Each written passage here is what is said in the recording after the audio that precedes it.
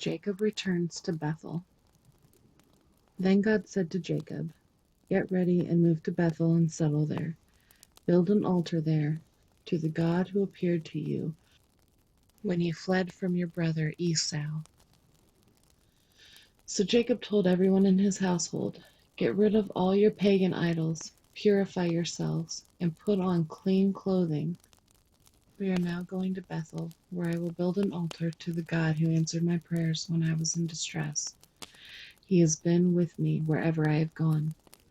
So they gave Jacob all their pagan idols and earrings, and he buried them under the great tree near Shechem. As they set out, a terror from God spread over the people in all the towns of that area, so no one attacked Jacob's family. Eventually, Jacob and his household arrived at Luz, also called Bethel, in Canaan. Jacob built an altar there and named the place El Bethel, which means God of Bethel, because God had appeared to him there when he was fleeing from his brother Esau. Soon after this, Rebekah's old nurse Deborah died. She was buried beneath the oak tree in the valley below Bethel. Ever since, the tree has been called Elon Bakuth, which means Oak of Weeping. Now that Jacob had returned from Padan Aram, God appeared to him again at Bethel. God blessed him, saying, "Your name is Jacob, but you will not be called Jacob any longer. From now on, your name will be Israel." So God renamed him Israel. Then God said, "I am El Shaddai, God Almighty. Be fruitful and multiply. You will become a great nation, even many nations.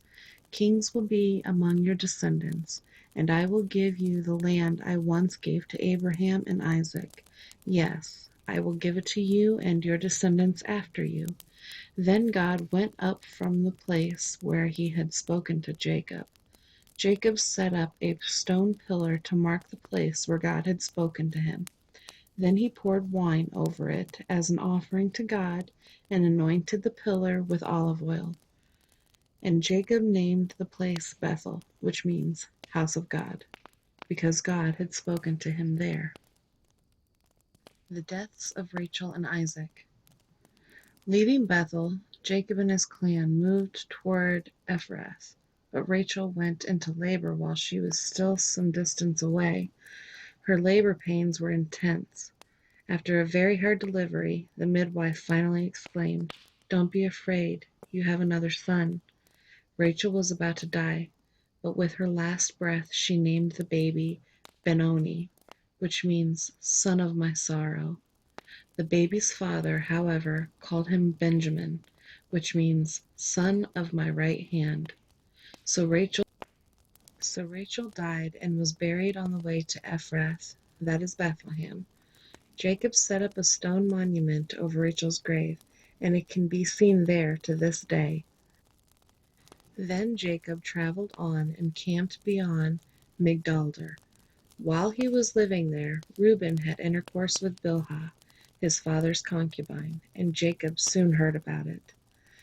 These are the names of the 12 sons of Jacob.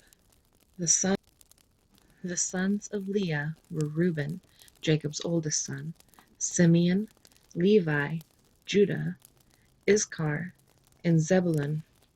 The sons of Rachel were Joseph and Benjamin. The sons of Bilhah, Rachel's servant, were Dan and Naphtali. The sons of Zilpah, Leah's servant, were Gad and Asher. These are the names of the sons who were born to Jacob at Padan Aram. So Jacob returned to his father Isaac in Mamre, which is near Hebron, where Abraham and Isaac had both lived as foreigners. Isaac lived for 180 years. Then he breathed his last and died at a ripe old age, joining his ancestors in death, and his sons Esau and Jacob buried him.